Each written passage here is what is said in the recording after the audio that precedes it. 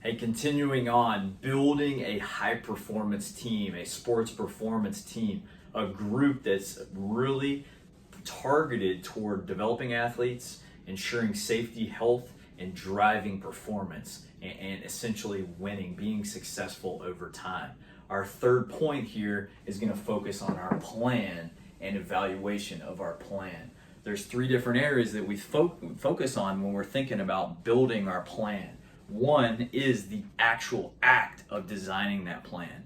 We typically like to start big scale, we start long term, and then we work short term. So we have an annual plan, or even 4 annual plans back to back to back to back over the course of an athlete's career, taking them from the point of time when they come in to the time where they graduate and move off campus. Okay, so when we think about that long-term plan, it should be graduated in nature. There should be specific competencies that we expect our athletes to be able to achieve at different points in that. Those periods of time too are great opportunities for us as coaches, as staff, to check our progress on where those athletes are.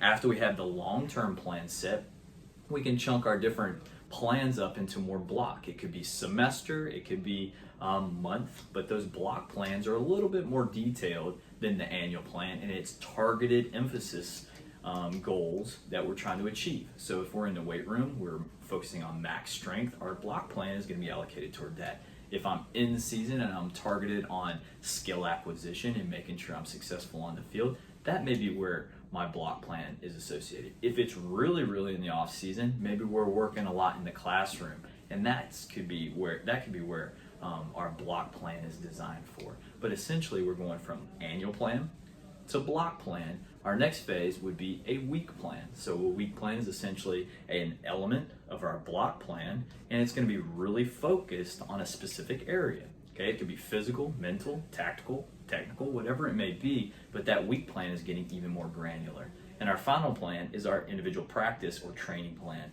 and it's all working back upstream to fit in the annual plan. Okay, the second area that we want to talk about is evaluation here. Okay, so when we think about evaluating, I already mentioned using our plan to be able to set a system of competencies that we would like our athletes to achieve at different points during that plan. Okay, so when we think about evaluation, it should be both objective and subjective. We're very blessed to have the ability to collect information on our athletes. It doesn't have to be with fancy technology. Now, we're lucky if we have the ability to use technology, but it can be simply checks on a clipboard. It could be a stopwatch. I'm obtaining information about the development of my athlete. It could be a series of just tallies of attendance. It could be even more advanced data that could come from certain athlete wearables or force plates, things that are integrated into the training setting. From a subjective evaluation standpoint, it could be people getting around the table. We've talked about communication in the past, getting around the sports performance table and simply having a conversation about each individual athlete. What do we see going on with each one of our athletes? And that really contributes back to the evaluation. Within our evaluation, what we're essentially doing is looking at where we are at the progress of each one of our athletes and as our program, as our organization, as it fits back into the plan. And then the final point we want to talk about when we're planning is we want to be extremely fluid. We want to have contingencies built into our plan.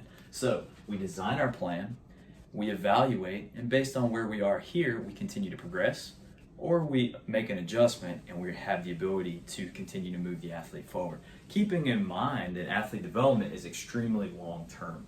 Okay, it's almost like the stock market. We're going to go up, but then we're going to maybe have to step back a little bit, and that's not a problem at all because we're very fluid. But then over time, when you zoom out, you're going to see that thing trend upward. Okay, so we're talking about high performance systems. We're talking about sports performance systems. Today, we're talking about planning, the impact of what this plan has, and if everyone is on the same page, we're communicating, and everyone has the plan, we can all be like water, be very fluid, adjust the plan, and we're progressing athlete development upward. Talking sports performance.